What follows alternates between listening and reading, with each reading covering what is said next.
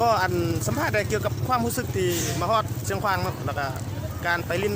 การไปเลาะตลาดเป็นมีความรู้สึกแนวใดเด้ข้าพเจ้าก็รู้สึกมีความดีอกดีใจเนาะเกิดมาก็บ่เคยมาจักเทื่ออันนี้ก็เป็นมื้อที่2ที่มาฮอดจะได้มาลดตลาดเสาแต่ว่าสิจอกซื้อของกินไปกินนำทางว่าสิไปทัศนะไส้หรือว่าได้ยินข่าวว่าสิไปเมืองคำก่อนได้ไปชมสถานที่ต่างๆของเมืองคำก็สรุปก็คือดีอกดีใจหลายได้มาเป็นอะไรก็ทับชมแล้วก็ติดตามไปเที่ยวนำกันเด้อ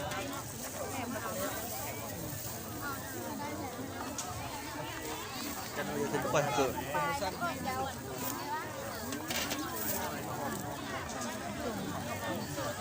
นี่บ่นี่น่ะย่ามันเลยบอกเพิ่มมาด้านล่างเอาเดี๋ยวเลยเอาอันเป็นบ้านวะอัน5,000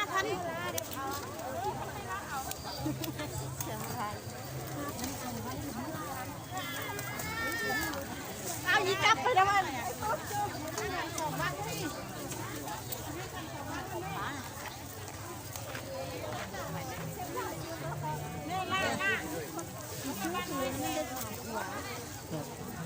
เขาไปส่งไข่นะใครน่าจะซื้อเลยมันไม่ได้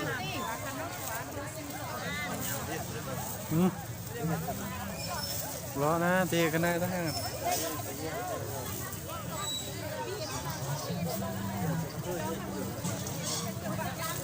ยำเลยยินน่ะย้ายสภาพระวังแล้วมดตะขาบอีกใครจะนำตัวผู้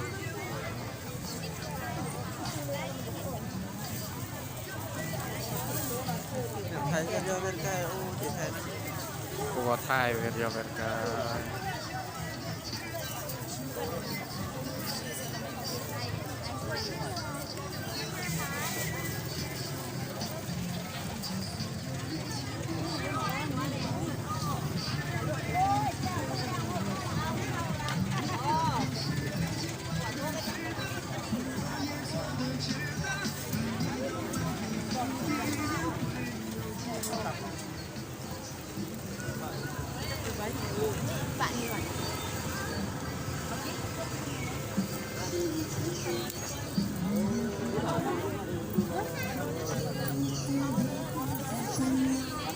คิดโตเลยได้หลายคิดโตเบื่อเขาเคยมาเอาที่นี่ตลอดถ้าผมเป็นสีดำนะทันเป็นโตเขาเอาไหลเนี่ย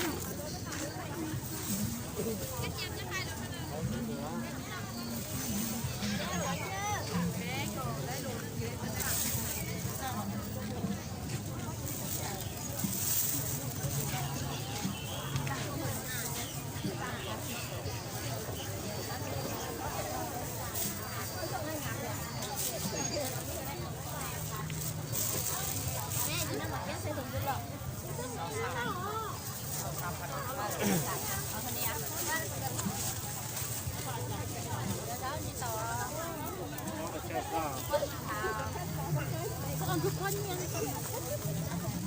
เอาถึงหัว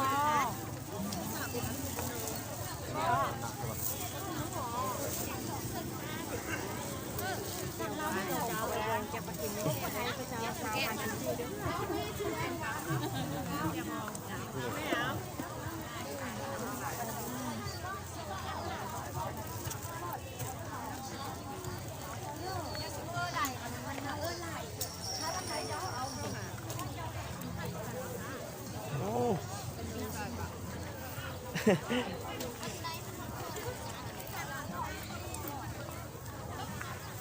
อันนี้ยังไง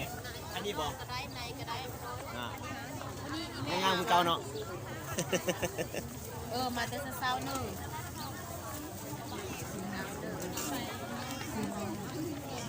ก้อยโอ้ตัวหอกอ๋อดู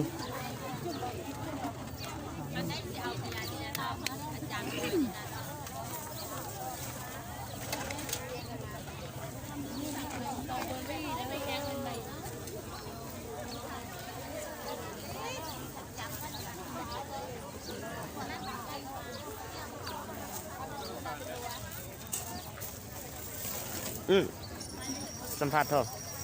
สัมภาษณ์ท่านผู้ชมปร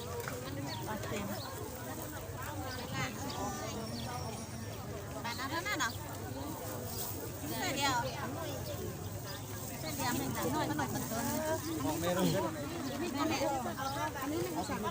วหวังเลยนะจะให้ไปช่วยๆวะ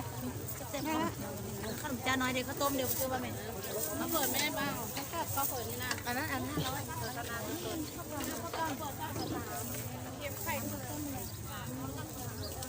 ตะกอกเลยมอไว้กับผัดอีกนึงไว้เอามาที่บ้านเป็นแม่ตัวข้างหน้ากัน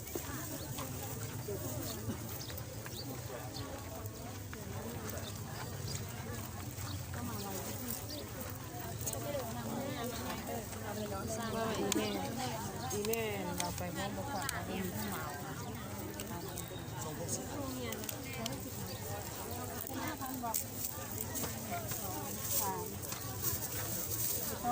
ต้องทีเดียวเลยต้องทีเดียวได้พูดกระจกเลยอันนี้เสร็จ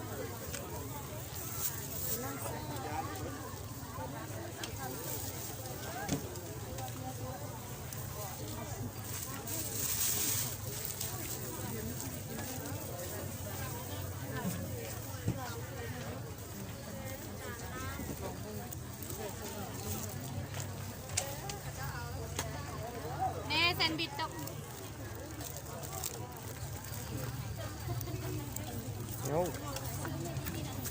ซื้อข้าวแล้วก็ซื้อปิ้งขายอ่ะจำซื้อเนี่ยนี่มันจะน้ำมัน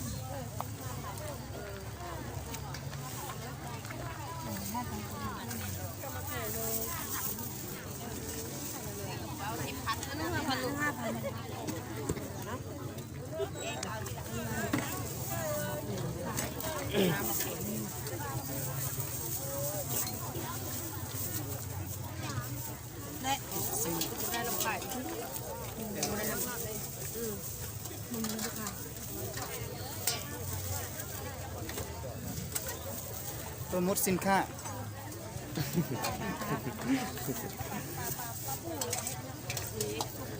เลย บาท 15,000 15,000 ราคาเดียว เอาปลาแม่เอาปลามัน นี่กูเอียดละเกียน อาจจะนั่งบ่ เอาไก่อะ อาจจะนั่งตีเสื้อคนดอง เอาแต่ตัวนั้นตีหรือว่าเอาปลาเด็ดเอาอีได้บราซื้อข้าวแล้วตีข้าวพอแล้วนะเอาตัวนี้ก่อน30เนาะ บ่เอาดอกแอนนะ ตัวนี้เนาะนกแอ่นเนาะอ๋อก็ว่าไปอันเชียงขว้างกินนกแอ่นเหรอว้านี่ ดอกตีนดอกแอนก็มาเป็นตัวแต่ค่าซุปบ่ถูกเลยนะมีแม่บ้าลาเป็นบ่55